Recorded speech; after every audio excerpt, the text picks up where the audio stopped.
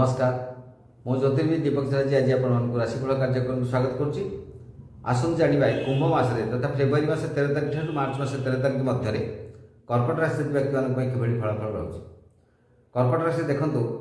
प्रायः कौन ग्रह शुभ अवस्था नहांती रवि कुंभ को आसो अष्टमस्थ रवि हो शनि से पूर्व अच्छा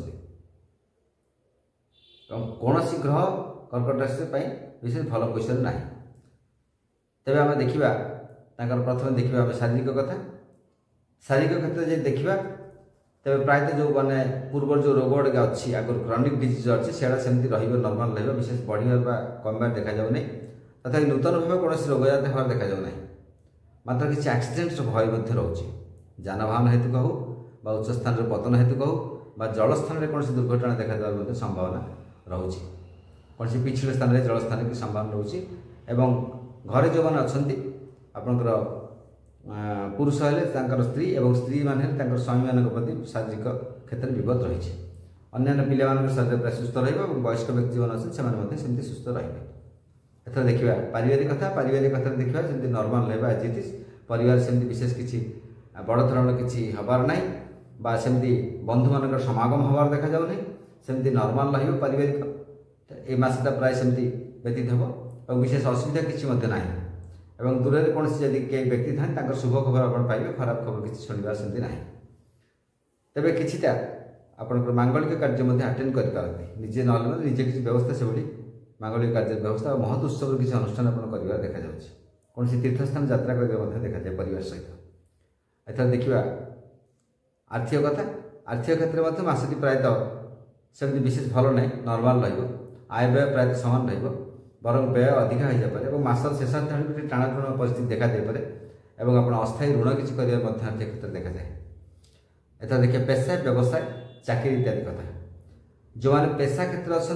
परमानेंटली कौन माने धर्म अनुष्ठान अच्छा ज्योतिष वास्तु यू इत्यादि अच्छे मसटी प्रायतः नॉर्मल है और अन्य जो मैंने अच्छा कौन जलजनित व्यवसाय किसी कर कौन केमिकाल्स व्यवसाय किसी पेट्रोलियम प्रोडक्ट व्यवसाय कर मसटी प्रायतः भल रही जब पेट्रोलियम प्रोडक्ट किसी कर कि तरल जिनस किसी कर कौन रासायनिक सामग्री व्यवसाय कर प्रायतः मसटी भल रही। पेशा कथा देखिए अन्य पेशा जो वकिलाती पेशा अच्छे मसटी से नॉर्मल विशेष खराब नहीं भल ना प्रायतः संतोषजनक आय हम।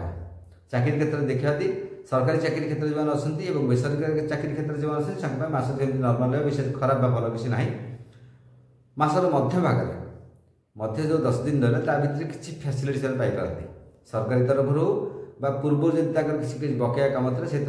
किसी फैसिलिटी पाइपारती। एथर देखिए महिला मान कथा जो मैंने कर्मजीवी महिला अच्छा से प्राइवेट सेक्टर हो गवर्नमेंट सेक्टर हो विशेष किसी सेमती उन्नति होवार ना जदि कर्मोन्नति आशा करते कौन जगह को आप परिवर्तन ट्रांसफर हाँपाई चेष्टा करते तेज स्थगित रही से हबार देखा जाऊ ना। बेसरकारी क्षेत्र जो अच्छे विशेष भल ना मसर शेषार्थ आड़ किसी मैंने आशा करती किंतु से प्राय प्राप्त न पारती निराश हो पारती। एथर देखा गृहिणी मान कथा गृहिणी मैंने प्रायतः नॉर्मल विशेष सेमती घटना किसी हबार ना दुर्घटना किसी घटवार ना सेमती नॉर्मल प्रायतः मसरे सेमती व्यतीत हम और कार्यचाप मस सारा रहा। देखिए छात्र छात्री मान कथा छात्र छात्री मैंने जो भाव करेंगे से भाव से परीक्षा अटेंड करेंगे से आशानुरूप फल पाइबे आशातीत फल पाइबे ना कि जहाँ करेंगे तार सहित अधिक चाहते से फल किसी पाइबे ना अवश्य जो टेक्निकाल क्षेत्र अच्छे मसटी किसी भल जहाँ वैश्विक क्षेत्र किसी अच्छे टेक्निकाल क्षेत्र इलेक्ट्रिकल हो इलेक्ट्रोनिक्स हो मेकानिकाल हो सब क्षेत्र जो अच्छे मसटी प्रायतः भल रही जो नॉर्मल अच्छे से जो कमर्स आर्ट्स सब लाइन अच्छे सेमती मसटी प्रायतः जो परीक्षा देवे आशानुरूप फल प्राप्त करेंगे आशातीत फल कि प्राप्त कर देखा जाऊ ना। नमस्कार।